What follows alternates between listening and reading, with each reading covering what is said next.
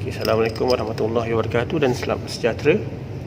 Jadi inilah kita punya oscilloscope ni. Jadi untuk lamp 4 kita akan belajar oscilloscope dan juga panjana kena syarat. Okay. Signal generator. Dan inilah kita punya oscilloscope. Di mana oscilloscope ni dia punya serial number dan pun dia punya model lah DS1102E. Dan sini kita ada yang kita sebut sebagai dua channel, di mana dia punya bandwidth tu adalah pada 100 MHz. Macam mana nak tahu dua channel ataupun tiga channel? Kita tengok sini lah, kita ada channel 1, kita ada channel 2. Tak ada channel yang lain lah, yang ini untuk trigger lain ya. Kalau kita tengok sini ada channel 1, channel 2. Maksudnya ada dua channel. Dan di sini kita ada satu, kita punya paparan ni, kita punya display, kita punya setting untuk display menu. Kita ada vertical setting untuk set kita punya channel 1, channel 2 ataupun dia punya kedudukan. Horizontal setting biasanya untuk kita punya masa, timing, dan kita punya trigger.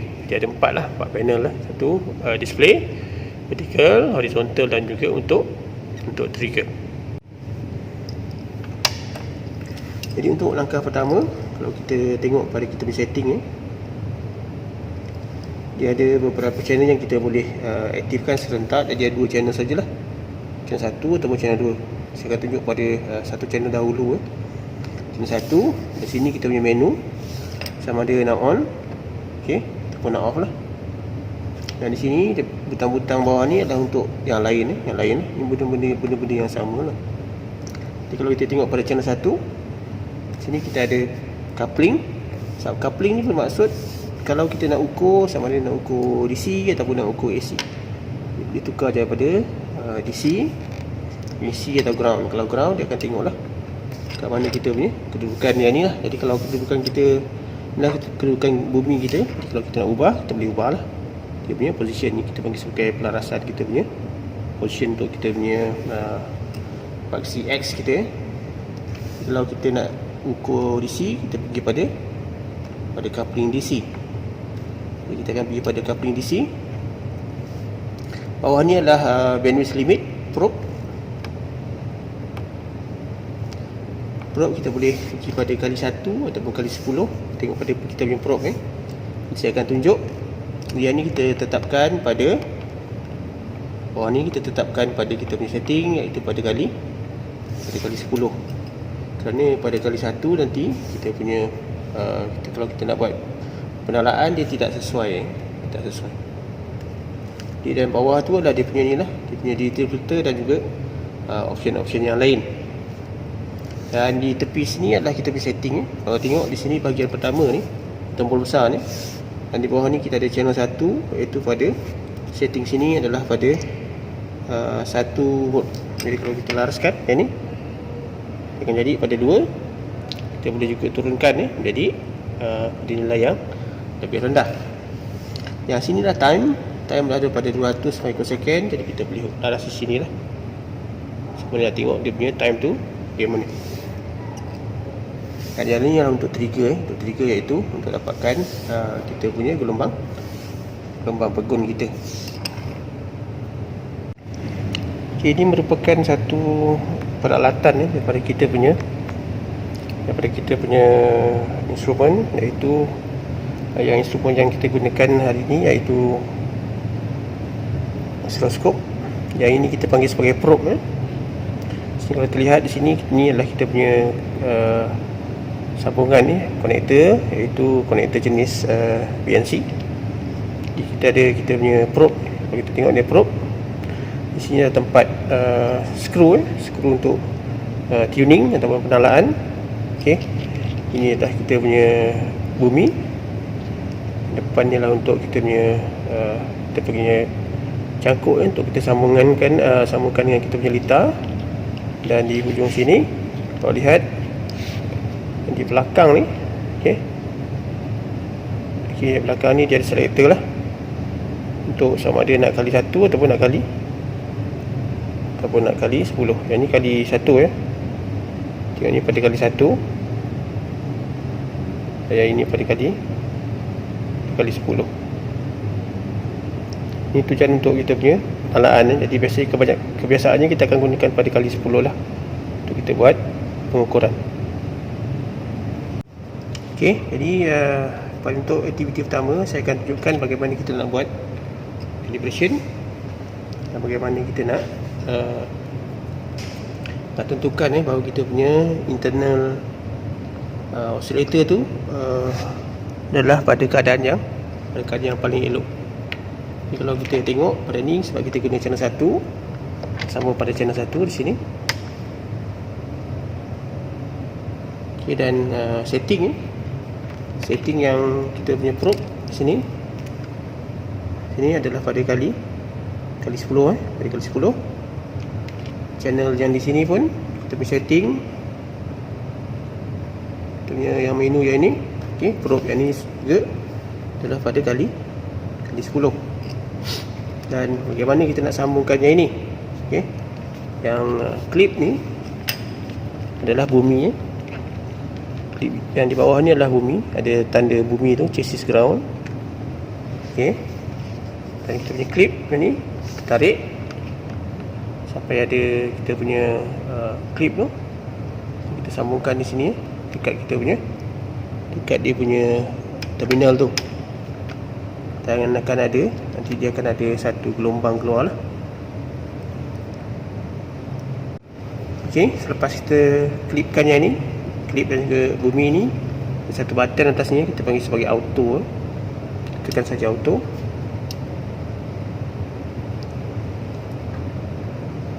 Okey, dan kita boleh laraskan kita punya gelombang ni. Gelombang kita boleh laraskan. Jadi kalau kita laraskan sini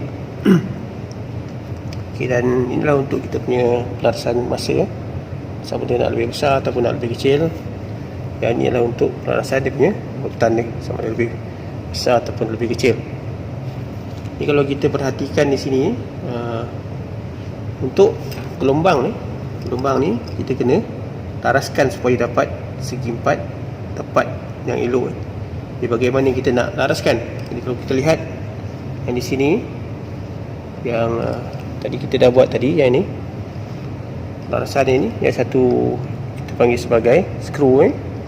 Jadi bagaimana kita nak buat pelarasan? Jadi kalau kita tengok, okey, saya laraskan yang ni, nampak ada perubahan ni. Jadi pelarasan gelombang mestilah pada yang kita panggil sebagai gelombang segi empat tepat begini.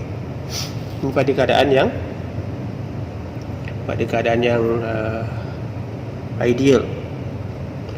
Jadi sebenarnya kalau kita pakai probe, okey, jadi pertama kali kita kena buat pelarasan ini gelombang supaya dapat segi empat tepat.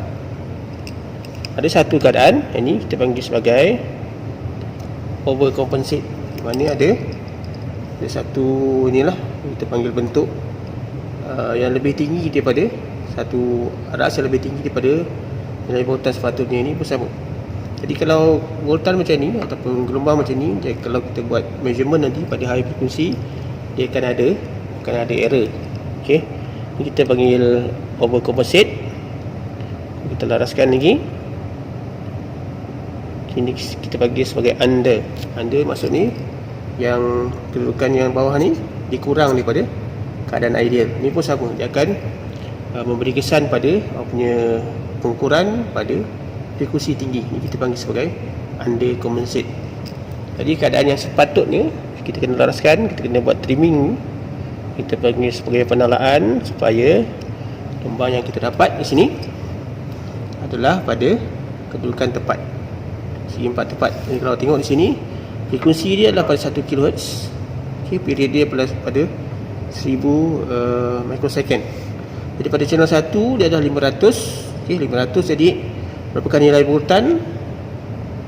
Kalau tengok pada gelombang ni ada 1, 2, 3, 4, 5, 6. Okey, jadi 6 kali 500 mV dapatlah pada nilai 3 volt. Jadi kita punya ideal ataupun internal generator di sini adalah pada 3 volt 1 kHz. Di setiap osiloskop mungkin dia punya nilai tu berbeza. Ada yang nilai 5 volt, ada yang nilai 2.5, ada yang nilai lain. Jadi untuk kita punya osiloskop yang jenis ni, nilai dia adalah pada 1 kHz. Berapa kotak? 1, 2, 3, 4, 5, 6. 6 kotak. 6 kotak kali 500 dapatlah 3 volt. Okey, jadi bagaimana kita nak membaca bacaan kita punya oscilloscope. Okay, kalau kita lihat di sini, kalau begini, okey, yang mudah kalau kita tekan auto lah. Auto dia akan automatik, dia akan laraskan semula. Okey. Jadi kalau kita laraskan yang ini adalah untuk vertikal lah, untuk voltan ya, untuk voltan, iaitu aras vertikal. Jadi position vertikal ni setiap kalau kita tengok dia adalah untuk bacaan voltan. Kalau yang di tepi ni, okey, yang horizontal ni adalah untuk kita punya masa ataupun kita punya time. Dan 3 label ni, okey, ni ada 3 label lah. Jadi 3 label boleh sama ada dekat aras berapa, ataupun yang paling ideal adalah pada aras kosong ni lah. Jadi bagaimana kita nak baca? Jadi kalau kita tengok kepada kita punya skala. Jadi kalau tengok pada kita punya skala ataupun kita punya julat, yang ni kita boleh ubah-ubah ubah-ubah.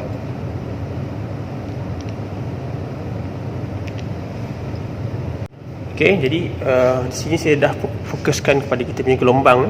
Jadi bagaimana apa yang dipanggil sebagai division. Kalau tengok di sini adalah channel 1. Setting dia adalah pada 500. Jadi kalau tengok pada tombol tadi, kita boleh ubah-ubah lah, 500, 200 ataupun pada 1 terbut. Saya set ni pada yang paling besar lah, 500. Apa maksud 500? 500 ni adalah setting pada vertikal. Apa maksud vertikal? Jadi kalau tengok pada kotak sini, adalah kotak yang kita panggil sebagai maximum grid. Ini satu kotak, 2 kotak, 3 kotak. Jadi satu kotak ni mewakili daripada bawah ni ke atas ni, dia mewakili 500 milivolt. Jadi bagaimana kita nak kira dia punya aras voltan? Jadi tengok sini pada kita punya gelombang ni, satu kotak, 2 kotak, 3 kotak, 4 kotak, 5 kotak, 6 kotak. Jadi 6 kotak kali 500, kita akan dapat 3 volt. Okey, ni dah selepas kita buat pelarasan kedudukan. Jadi kita nak baca bagaimana kedudukan pada paksi X. Paksi X adalah untuk masa. Masa tu lah pada 200 mikrosecond. Jadi kalau kita tengok division dia, satu kotak ni berapakah dia punya perwakilan. Satu kotak ni ataupun satu division ni diwakilkan oleh masa dia adalah pada 200 mikrosecond. Jadi untuk satu tempoh daripada satu kitaran, rujukan kitaran kepada rujukan kitaran yang satu lagi. Kalau kita tengok kosong sini, kita ambil sini kosong, jadi naik, akan jadi high pada satu masa, kemudian dia turun, dia kembali balik di sini. Jadi ni dah kitaran penuh lah. Jadi satu kitaran penuh, kalau kita lihat di sini ada berapa kotak? 1, 2, 3, 4, 5. Jadi 5 kotak kali 200 mikrosecond, kita dapat yang ni lah, kita punya period tadi, 100 mikrosecond. Jadi yang kecil-kecil ni kita panggil sebagai mini atau minor grid. Okey. Jadi satu major grid ada 5 minor grid. Jadi satu minor grid membawa nilai lebih kurang 0.2.